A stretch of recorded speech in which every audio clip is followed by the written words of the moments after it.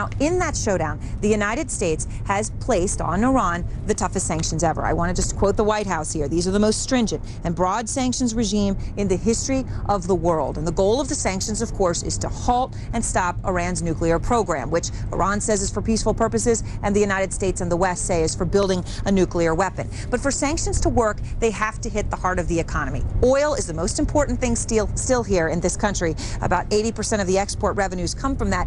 But you may be surprised. Did you know that the United States actually allows the top buyers of Iranian oil to still do business with the United States? The State Department just recently formally signs a piece of paper. Here's an exemption. You can do business with us and you can do business with them.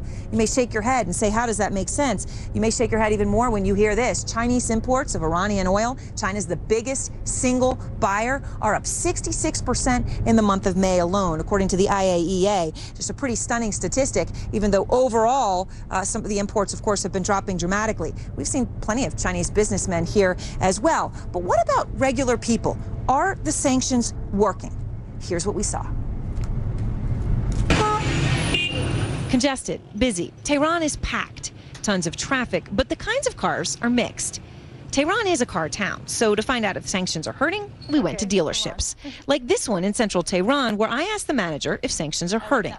It gets more and more expensive every day. Importing is difficult, so the prices go up. They're willing to pay you even more for the cars, or are they worried about buying because the prices keep going up? Everybody invests in something. Some people will invest in cars, and some will invest in gold. That's right. Buying this Porsche Cayenne costs $110,000, more than double the United States. But it's a good investment when prices are surging thanks to sanctions. But where there's a sanction, there's often a way around it. So you're probably asking, where do these cars come from? Because after all, Germany is not supposed to be sending Mercedes to Iran, and this is a Lexus, and Japan certainly isn't supposed to be sending them here either. Well, that's not where they're coming from. Hamid told me they're actually coming from Dubai and the United Arab Emirates, Doha in Qatar, Kuwait, and Oman. That's where most of these luxury cars are coming from. And he said by far the most popular brands that they have here are the Mercedes and the other German brands like Porsche and the Japanese brands. And for the luxury car makers like the one sold here, that's a Lexus. The most popular, more accessible cars we saw are Korean, Hyundai and Kia.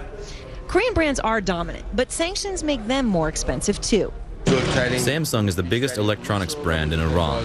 It has the biggest market and the highest sales in Iran and the most customers. The sanctions are a recent event, but before that, Samsung still had the highest sales and the most number of stores. The store manager told me he has a third the customers for those giant plasma TVs than he did just months ago. Sanctions, though, hurt the poor the most. So that cost me 20,000 rial, and that price is double for these tomatoes what it was a year ago.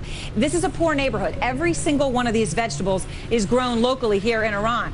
But even the locally produced items have surged in price. Labor costs have gone up. Even just the sanitization costs, they say, have gone up. So just in 1 year, the price for a tomato has doubled.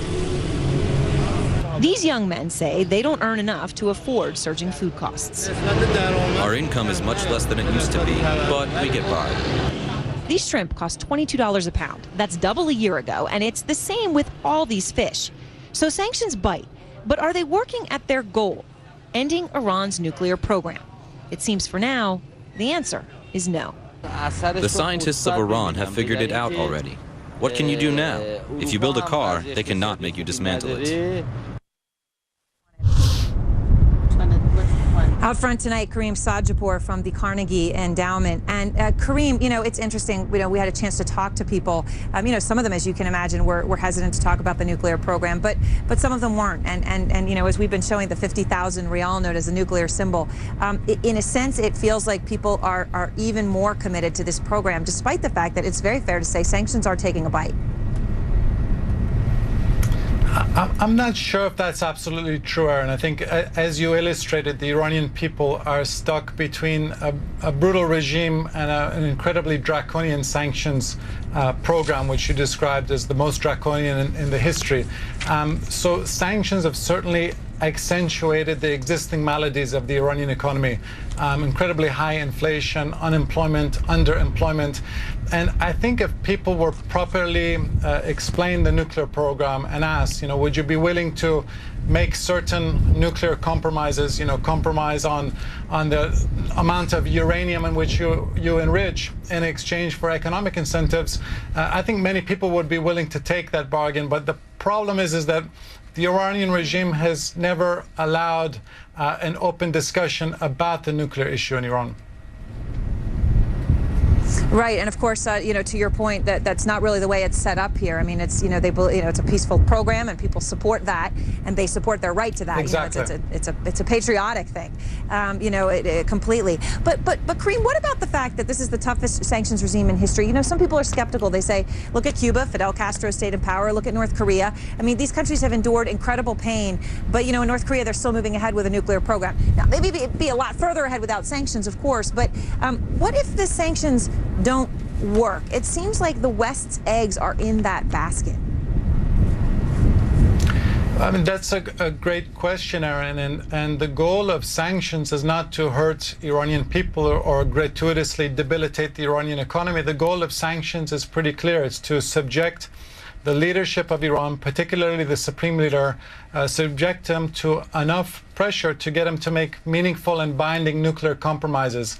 But the problem is when you're dealing with these authoritarian regimes like Iran, like Cuba, like North Korea, the economic welfare of their populations are never their first or even second-tier priority. So they are willing, they have been long willing to subject to their population to economic hardship rather than compromise on their political and ideological aims.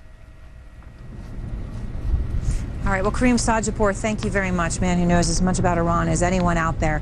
Our special coverage live from Tehran continues, plus some big domestic news after